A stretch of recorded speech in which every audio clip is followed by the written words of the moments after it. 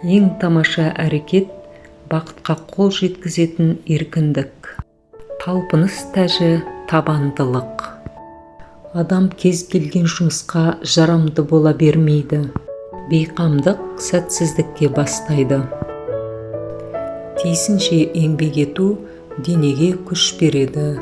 Ал шектен тыс артық немесе жеткіліксіз еңбек күшті қайтарады, немесе әлсізді әлсіз халінде қалдырады.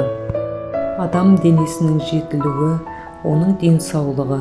Егер денің сау болса, оны сақтамақ керек.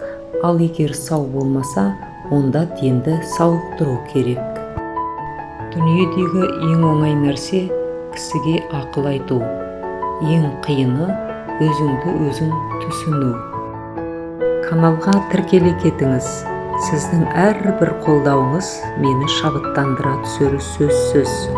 Өз ойыңызды жаза кетіңіз. Жақындарыңызбен де бөлісуді ұмытпаңыз.